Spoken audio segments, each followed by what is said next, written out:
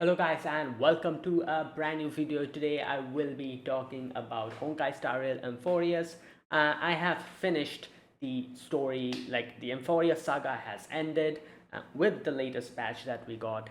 And yeah, I said this before in my other videos that I will be making a separate video at the end of the story talking about how I liked this whole saga.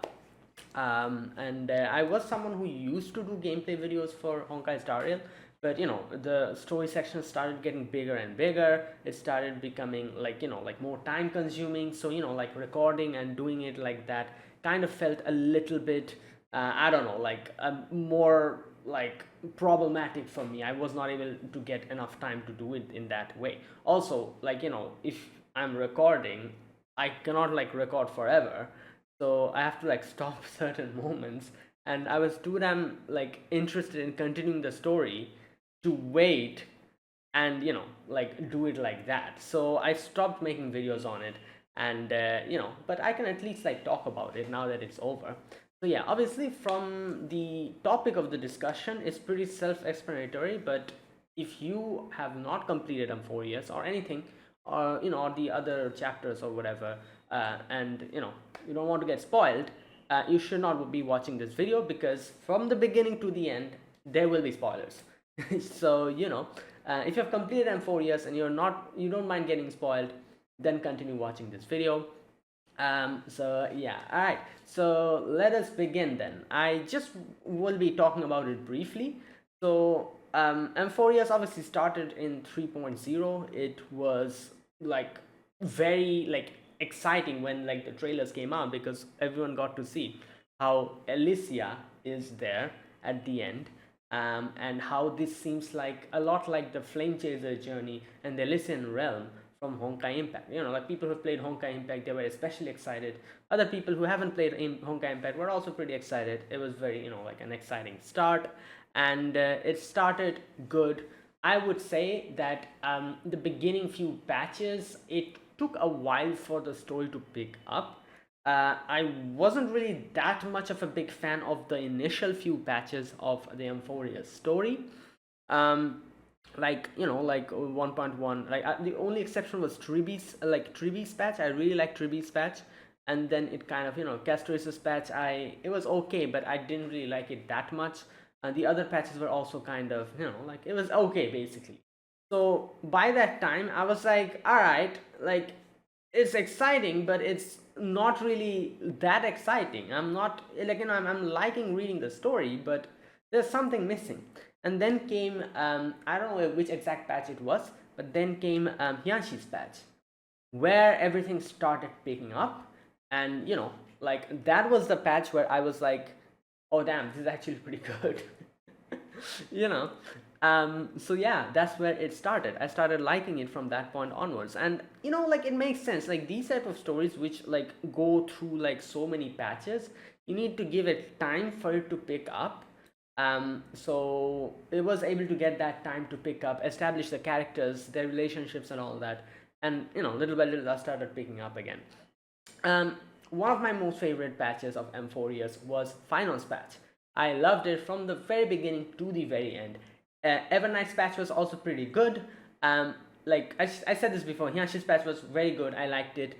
Druby's patch was also pretty good. So overall, the like overall like story, it started getting better and better as like time went on, as like the main like what's going on was revealed, like Lygas's like like role in this, Xandar's like like with the whole thing, Iron Tomb. When all those things started getting established, when we got to realize what actually is going on, it became very interesting.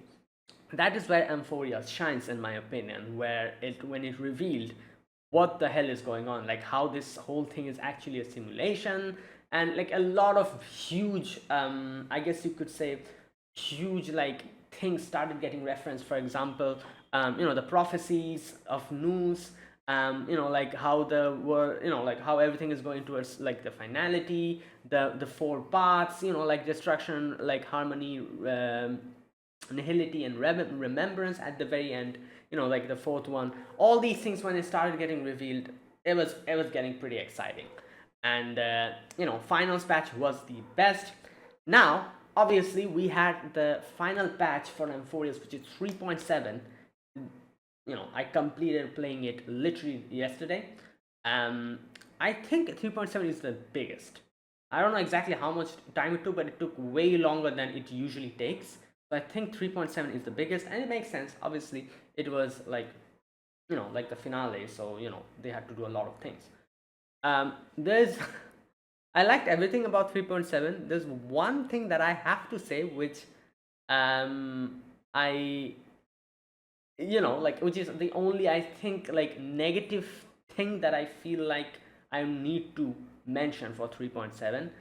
um is I'm not sure, I'm not 100% sure, but I think it was Shaoji, right, who wrote the final, like the finale.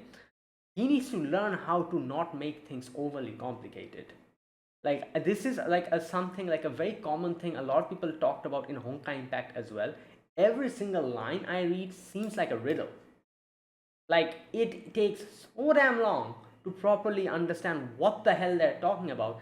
They talk in they talk in a weird way throughout the whole, like it's like, I don't know, like, those things are pretty cool when you add them once or twice, but I feel like every single line of 3.7 was overly, like, complicated, and just, it was just not complicated. I wouldn't say it's complicated, it's just like, it was in a weird way it was expressed. So and that's the only thing I didn't like about it, because they just made it too damn confusing. Even like normal things, that like normal, like, conversation these people were having, they were talking in a weird and cryptic way, like in symbols and all that, like in a weird, like they're like bringing up like things like in symbol, like like they're talking in, like, in a symbolism and all that. Like, and like I said, sometimes it's pretty damn cool, but if you do it for every single line, it becomes a bit weird. Like, I don't know, I was just like, what the hell is going on? Why are they talking like this? But that is just how Hoyoverse goes. I feel like half of the stuff is just like that. They talk unnecessary things, just makes the dialogue so damn bloated. That's one of the very common, I think, like, criticism a lot of people have on Hoyoverse stories and all that.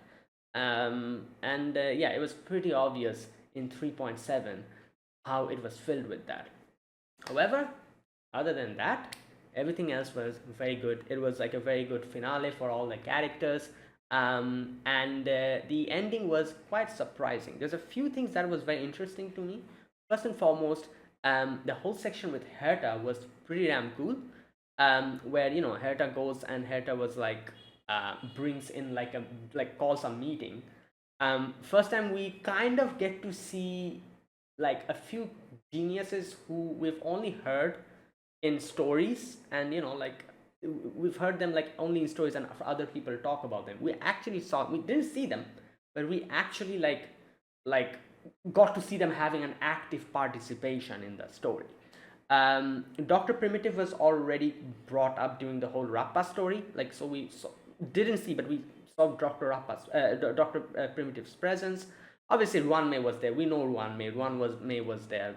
There was another character. I don't know what, I forgot the character's name. It was Acha or something like that, like some kind of name like that. There's that character, and obviously one of the most famous people in Honkai Star Rail universe, who everyone talks about, and who's like someone very crazy, Polka Kakamond, Lord of Silence, right? She was she was there, and I always wanted to kind of meet her. I'm sure they will probably, like, reveal her later, but I think it's the first time we actually saw her talk, or maybe, I don't know. I don't know if she had an active participation in the story before. I don't remember if she had any, but I think this is the first time she actually, like, is, like, speaking. And that wasn't even her, like, original voice. I'm pretty sure the voice was like synthetic. It was synthesized. So Polka Kakamont we saw, and, like, that part was very cool because of that section, especially where all of them kind of come in, and Herta kind of talks to them and tells them not to interfere. You know, so that was pretty damn cool. That was like one section that I really liked. Then obviously, like another the biggest thing of 3.7 was, I would say, it was basically a lot of things actually, like, a lot of things, like the revelation one after the other was pretty like damn interesting. For example, the whole section where Nos like puts their gaze on the trailblazer and they literally have like a conversation, that was pretty interesting. Then we had you know another big revelation that Fuli apparently is hollow. Fuli has not been born. Like, what we see as Fuli is a hollow from inside. So Fuli will be born at the end of time, where like the universe gets destroyed, I guess. And from there, obviously, what Fuli does is basically like recreate the universe with the memories. That's the main thing, right? So that is when Fuli will be born. So, who the hell was putting their gaze on Amphoreus? And that, I have to say, that was like a really very interesting reveal, and I feel like one of the most, like, it was a very big good twist where it was revealed that it was Demiurge, which is Cyrene, who was the one who put their gaze on Cyrene. So she literally like put their gaze on themselves. Basically, in the end, that was what it was, and they, like, Cyrene mistook it to be Fuli. So that was very interesting, and obviously, like, the revelation that she was a child of Ansavara, same thing that like it's like March is also one of them, and how they're all like fragments of Fuli or something like that. They come from Fuli and all that, and how one of them will become Fuli at the end. Those were pretty interesting. However, the biggest twist, I wouldn't call it a twist, but I don't know, it kind of went in an unexpected direction, where Herta said that there are two things you can do. Number one, you can just become like a memo sprite or like a mimetic entry and just get away from this, but then obviously Amphoreus is doomed. Or you can go back in time, retrace your path, and keep the whole cycle going. Only then Iron Tomb will not actualize again. He will not be, now this part kind of confused me for quite a while, because I was not able to understand the reason behind why, like, Demiurge had to walk back through time. And then it clicked, like, in my head, and I realized that it is because of the gaze of Fuli that was, like, that Cyrene felt. That is the reason why the cycle continues. So she has to do that because she was the one who was posing as Fuli. So so that casualty doesn't break down, so that like it goes through like a normal cycle, she has to play that part. And because of that, since she has to play that part, she has to go back the cycle again and continue this whole cycle. If she doesn't do it, then Iron Tomb would actually come out, because, like, only because of the cycle continuing, that they were able to win against Iron Tomb. So if they don't do that, Iron Tomb is going to come out again, and that'll be like like a problem.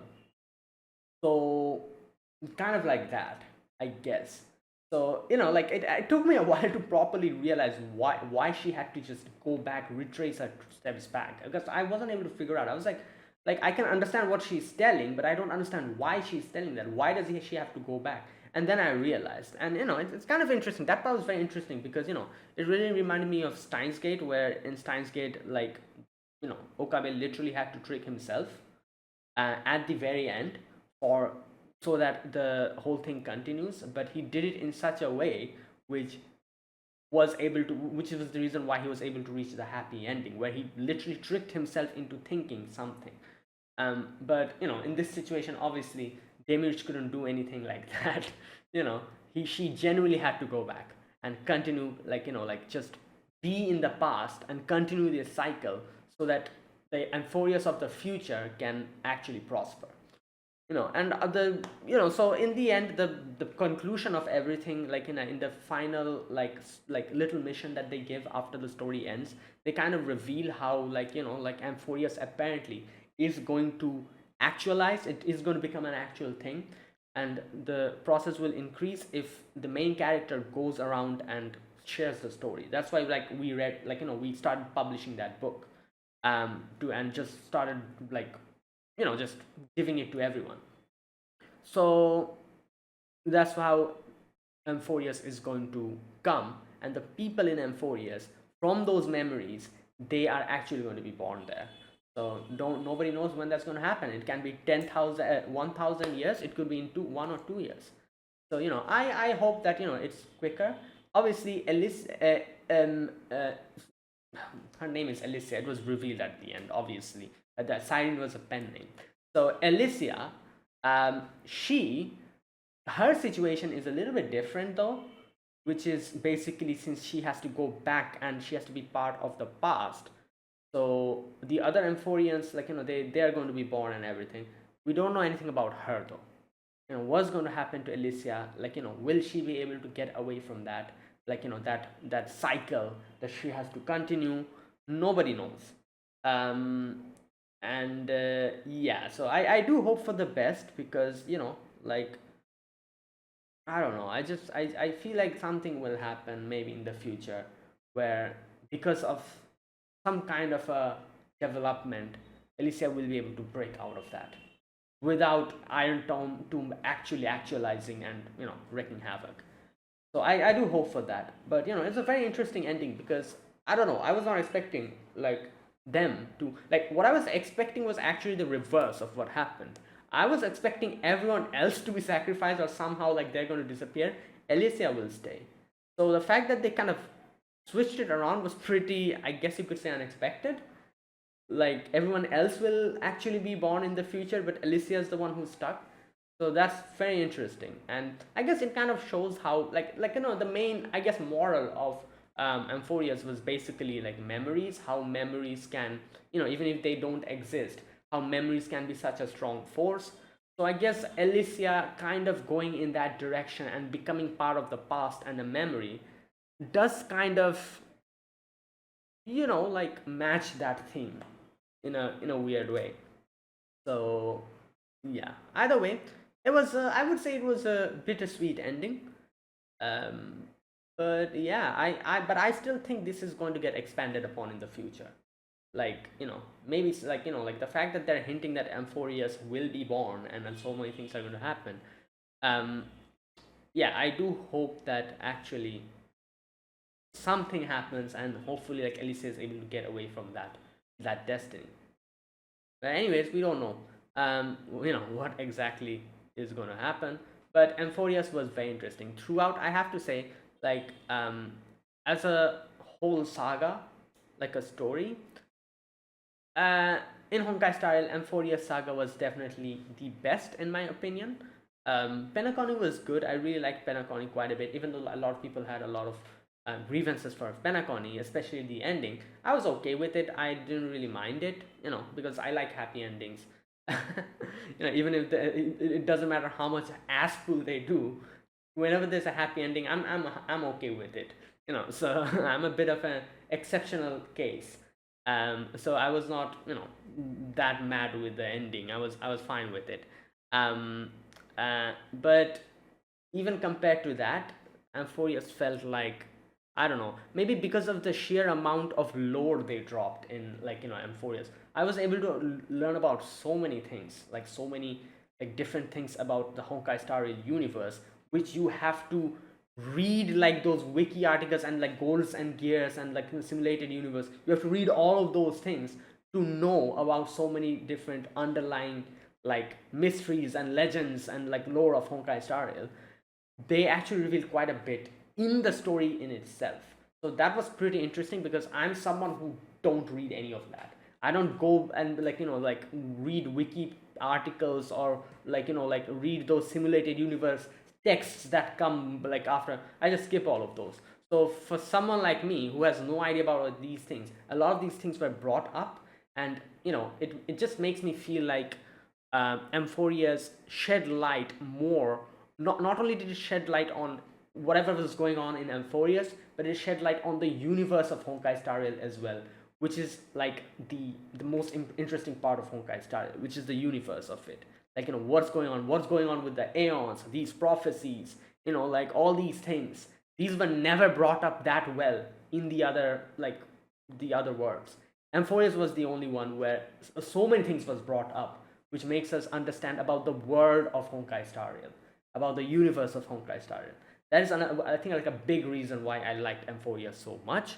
Along with that, it had a really good story about Amphoreus and all that, the whole cycle and everything. Overall, I would say Amphoreus is my most favorite patch, not patch, but series of patches in Honkai Star Rail. The other ones were okay. I liked Penacony, and the other ones were okay, but Amphoreus is definitely my favorite. And the way they did the ending was, obviously, it was not like a happy ending or anything. Like, it was kind of open-ended. Maybe in the future they will expand. So yeah, either way, I was very happy with the conclusion. Like I said, the only criticism I have is just chill with the dialogue. They need to chill with the dialogue. Like, every line seems like I'm trying to solve a riddle. What? Why? Just keep it simple. Oh my god. Like, yeah, you can add those type of like symbolisms and everything. Sometimes, now and then. Not every single line. Every single line I was trying to understand. I was reading the dialogue and I was trying to understand if there's some kind of information hidden there which will be important or something. They talk in such a cryptic way, every single one of them.